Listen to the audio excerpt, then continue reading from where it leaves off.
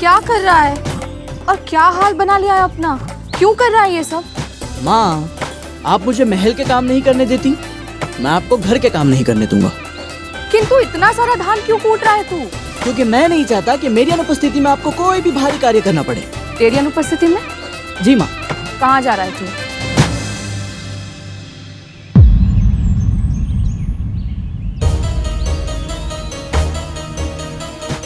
गरुड़, मुझसे छुपा रहा है तू?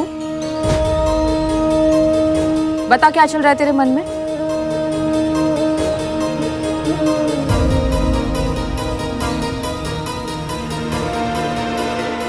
अच्छी।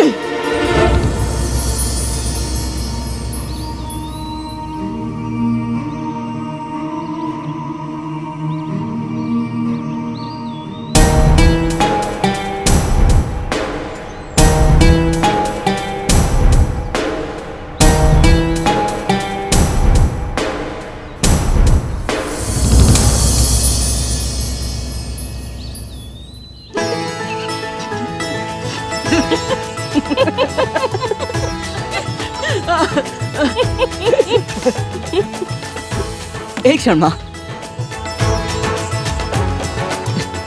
माँ, मुझे क्षमा करना। आज तक तो धूमल को कहते सुना था मैंने, कोई बड़ा संकट मोल लिया था तूने उनके लिए। अच्छा वो माँ, कोई विशेष बात नहीं थी। वो तो माणक पर्वत है ना, उसके पीछे उनकी गेंद चली गई थी तो मैं ले आया। माणक पर्वत से? मणिया नहीं, रक्त पिपासु चट्टाने हैं वहाँ। मायावी शक्ति का वास है। तुझे कुछ हो जाता तो? हाँ, आपका आशीर्वाद है ना मेरे साथ, मुझे भला क्या होगा। और माँ, आप ही ने तो सिखाया है कि सभी की सहायता करनी चाहिए। गरुड़, तू ध्यान रखा कर अपना। मैं ये सब धोकर आती हूँ, संध्या आरती का समय हो गया है। जी माँ।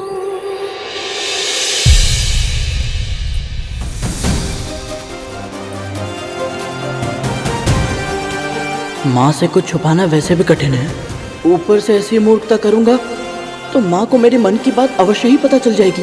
फिर शेषनाग भैया से मिलने वैकुंठ जाना तो दूर, माँ मुझे घर से बाहर तक नहीं जाने देंगी। ओम विष्णवे नमः, ओम लक्ष्मीपतये नमः, ओम कृष्णाय नमः, ओम वैकुंठाय नमः। वैकुंठाय नमः? विष्णवे नमः, ओम लक्ष्मीपतये नमः, ओम कृष्णाय नमः, ओम वैकुंठाय नमः, ओम विष्णवे नमः, ओम लक्ष्मीपतये नमः, ओम कृष्णाय नमः, ओम वैकुंठाय नमः।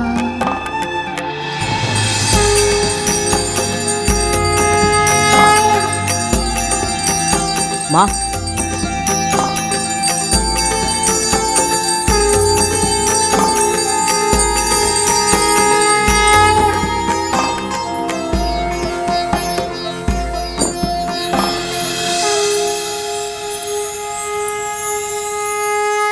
आयुष्मान भव।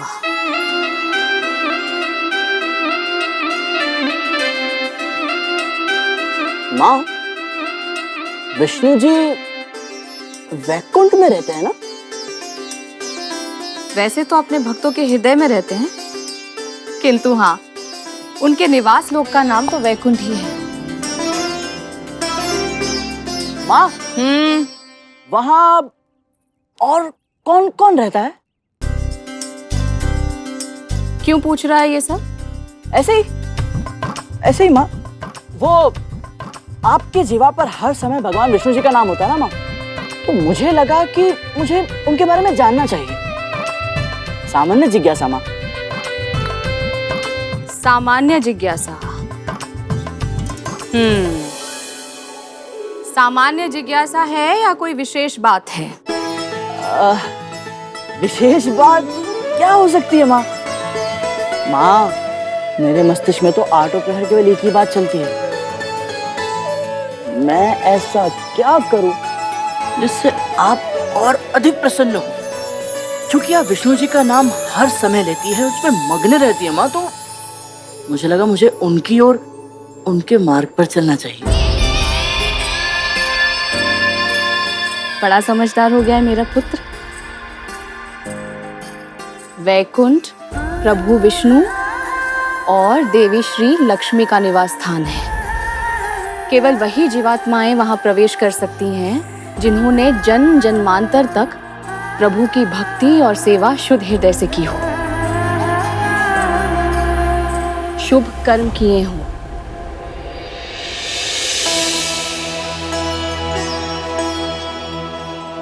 यदि शेषनाग भैया वैकुंठ में हैं, इसका अर्थ है उन्होंने अवश्य ही शुभ कर्म किए होंगे।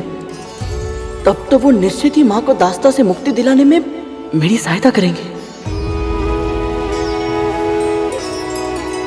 माँ, माँ, माँ, ये माँ, वैकुंठ है कहाँ? कितनी दूर है? और वहां कैसे जा सकते हैं माँ? ये सब तुझे क्यों जानना है? ऐसे ही वो मन में प्रश्न आया तो पूछ लिया। और माँ, जब से आपने मुझे अपने अतीत के बारे में पूछने से मना किया है ना, मस्तिष्क में कुछ ना कुछ चलते ही रहता है। अब आपको नहीं बताना तो रहने दीजिए।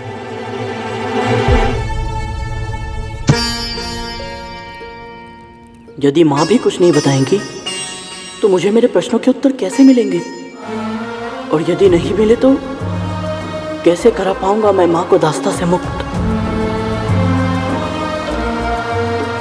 यदि मैंने इसकी जिज्ञासा शांत नहीं की तो ये अपने प्रश्नों के उत्तर दूसरों से पाना चाहेगा।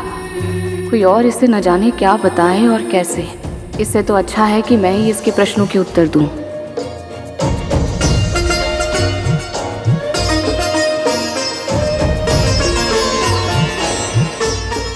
गरुड़, केवल वैकुंठ ही क्यों, संसार के सभी लोगों के बारे में बताऊंगी मैं तुझे।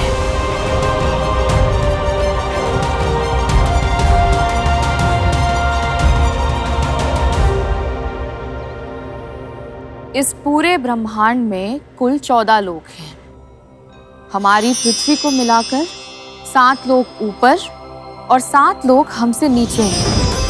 ऊपर के लोकों को ऊर्ध्वलोक और नीचे के लोकों को अधोलोक कहा जाता है। इन अधोलोकों के नाम हैं अतल, वितल, नितल, गपस्तिमान, महातल, सुतल और पाताल। इन 7 लोकों में से प्रत्येक 10-10 सहस्त्र योजन की दूरी पर स्थित है। सुंदर महलों से सुशोभित इन सभी लोकों में भूमि का रंग और प्रकार एक दूसरे से अलग है। अतुल लोक में शुक्ल वर्ण अर्थात श्वेत रंग की भूमि पाई जाती है, तो वितल में श्याम अर्थात काले रंग की, नितल में अरुण अर्थात सूर्योदय के रंग की भूमि है, गगस्तिमान में पीले रंग की और महातल में शक्र में अर्थात कंकरीली या कंकड़ युक्त। सूतल की भूमि पथरीली है और पाताल की स्वर्ण में अर्थात सोने के रंग के समान। अविश्वसनीय। माँ, यदि नीचे के लोग इतने अनूठे हैं तो ऊपर के 7 लोग और भी अधिक आकर्षक होंगे ना? एक तो यही लोक है हमारा भूलोक। यहाँ मनुष्य आसानी से अपना विचरण कर सकते हैं। और यहाँ से ऊपर है पृथ्वी से अंतरिक्ष तक का क्षेत्र, जिसे भूवर्लोक कहते हैं। और फिर सूर्य से लेकर ध्रुव मंडल तक का प्रदेश स्वर्गलोक कहलाता है। इन तीनों लोकों को अर्थात भू, भूव, स्व को त्रिलोक या त्रिभुवन के नाम से भी पुकारा जाता है। त्रिभुवन से 1 कोटि योजन ऊपर स्थित है महरलोक। उससे 2 कोटि योजन ऊपर है जनलोक और वहां से 8 कोटि योजन ऊपर जो लोक है उसे तपोलोक कहते हैं। और तपोलोक से 12 कोटि योजन ऊपर है सत्यलोक, जो ब्रह्मलोक भी कहलाता है।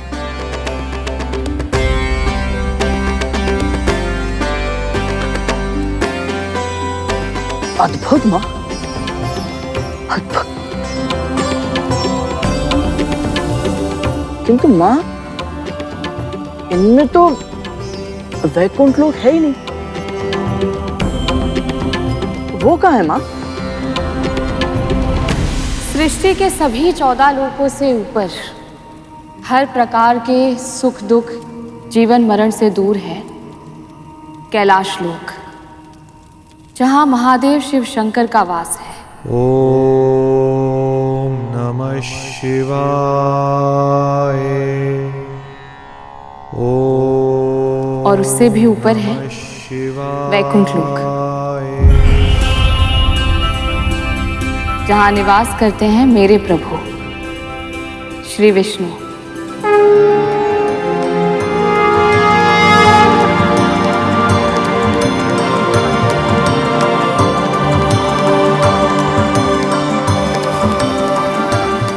वैकुंठ का रास्ता संभवतः माँ को पता होगा।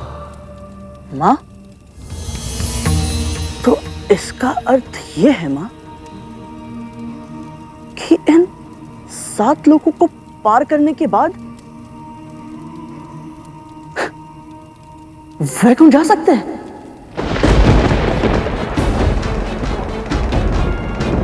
है ना माँ? नहीं गरुड़, वैकुंठ में बिना अनुमति कोई प्रवेश नहीं कर सकता, और जो ऐसा करने का प्रयास भी करता है वो उसी क्षण अपने प्राण गंवा देता है।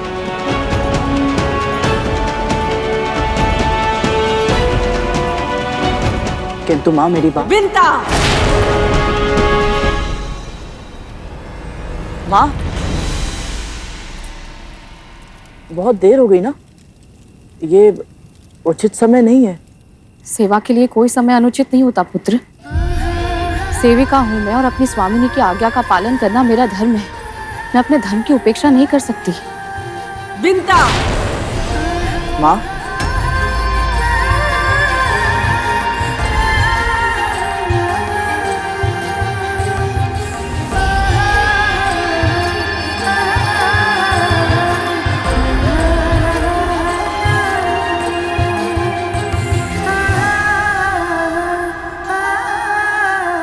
क्या हुआ?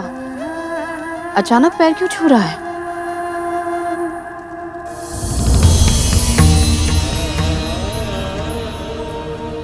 आशीर्वाद दीजिए माँ कि मैं आपके आदर्शों को सदैव स्मरण रख पाऊं, क्योंकि यदि मैं आपके संस्कारों को भूल गया माँ, तो मैं अपने उद्देश्यों में सफल कैसे हो पाऊंगा? मेरी डांट से भावुक हो गया है? तूने ही तो कहा था कि माँ का आशीर्वाद सदैव अपने पुत्र के साथ होता है। चिंता मत कर, तुझे अपने संस्कार सदैव स्मरण रहेंगे और तू अपने प्रत्येक उद्देश्य में पूरी तरह सफल होगा।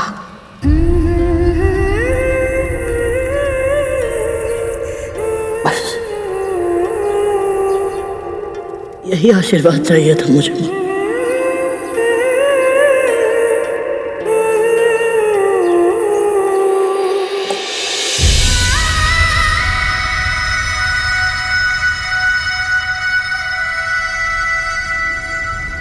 बिंता, सुनाई नहीं देता? कब से पुकार रही हूं मैं।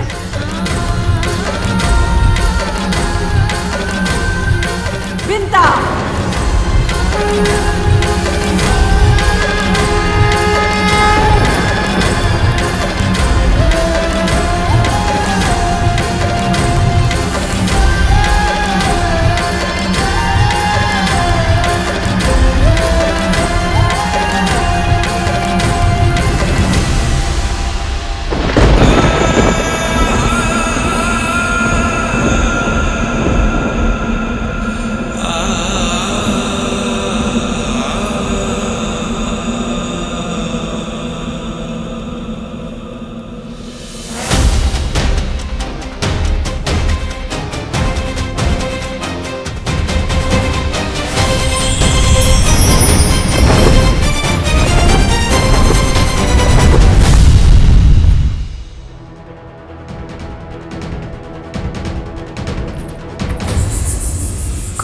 कुछ हुआ क्या महारानी? ये तो तू बताएगी ना। तेरे पुत्र को जो दंड दिया था उसका कुछ लाभ हुआ है नहीं? मेरे पुत्रों की कक्ष में मैंने आने से उसे मना किया था। पर वो यहाँ नहीं आया है महारानी। इस कक्ष में ही नहीं, महल में भी प्रवेश नहीं किया है उसने। तो ये क्या है?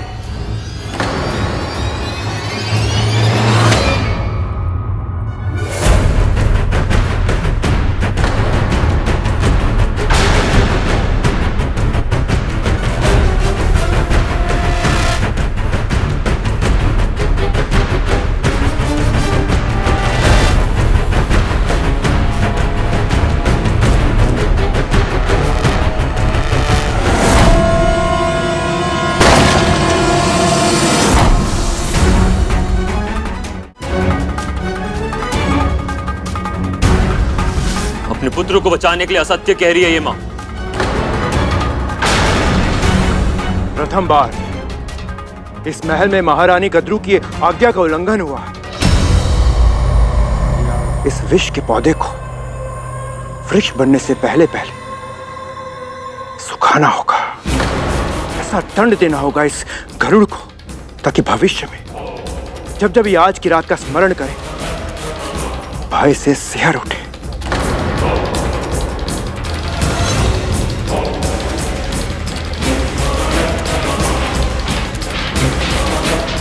मेरा विश्वास कीजिए महारानी, गरुड़ ने कुछ नहीं किया है। ये पंख अवश्य ही वायु के साथ उड़कर यहाँ आ गया होगा।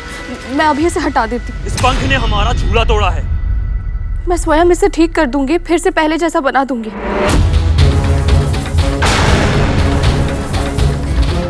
अपने पुत्र को नियंत्रण में रखना सीख। आज मेरे पास इस बात का प्रमाण नहीं है कि गरुड़ यहाँ आया था या नहीं, किंतु अगली बार ऐसा कुछ हुआ तो तू प्रमाण नहीं, परिणाम देखेगी।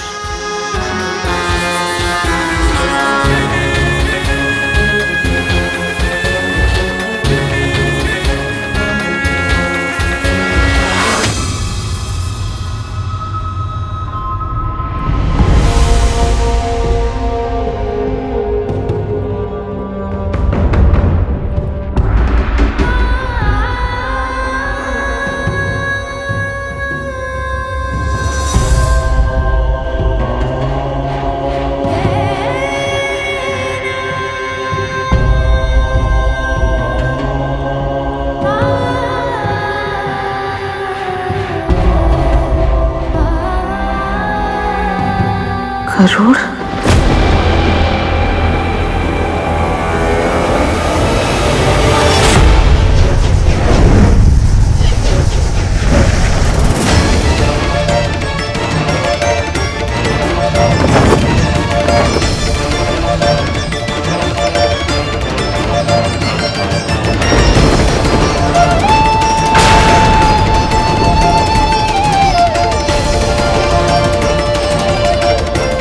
माँ, वैकुंठ है कहाँ? इन 7 लोगों को पार करने के बाद वैकुंठ जा सकते हैं?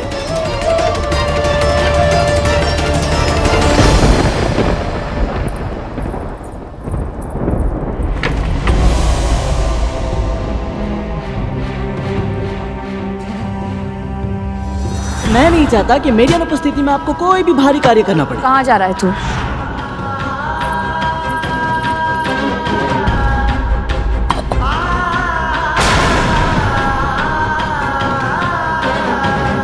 आशीर्वाद दीजिए माँ कि मैं आपके आदर्शों को सदैव स्मरण रख पाऊँ, क्योंकि यदि मैं आपके संस्कारों को भूल गया माँ, तो मैं अपने उद्देश्यों में सफल कैसे हो पाऊंगा?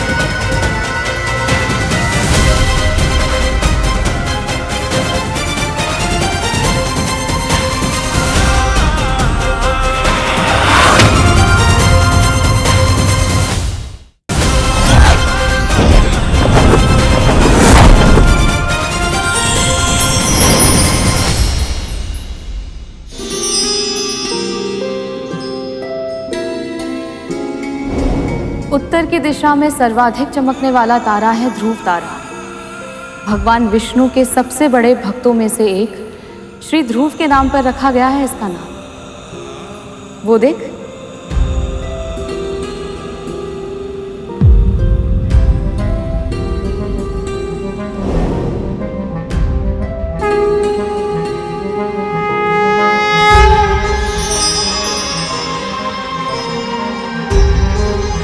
आप उत्तर दिशा के सबसे कीर्तिमान सितारे हैं श्री ध्रुव। इस अथाह ब्रह्मांड में जब भी कोई खो जाता है वो आपको देखकर अपनी दिशा फिर से पा लेता है। कृपया मुझे आशीर्वाद दीजिए कि मैं जो ढूंढ रहा हूं वो वैकुंठ का मार्ग मुझे शीघ्र मिल जाए।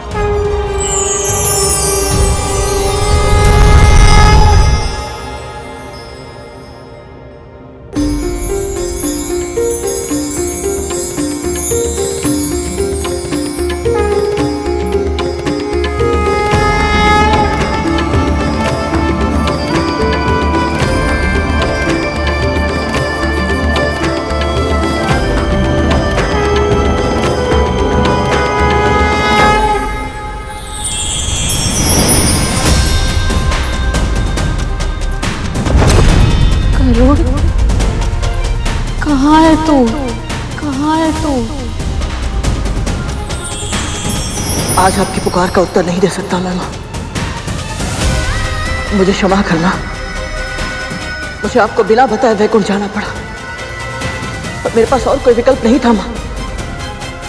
आपको दास्ता की बेड़ियों से मुक्त कराने के लिए मुझे कुछ भी क्यों ना करना पड़े, कोई भी मूल्य क्यों ना चुकाना पड़े, मैं आपको अवश्य मुक्त कराऊंगा। ये मेरा प्रण है।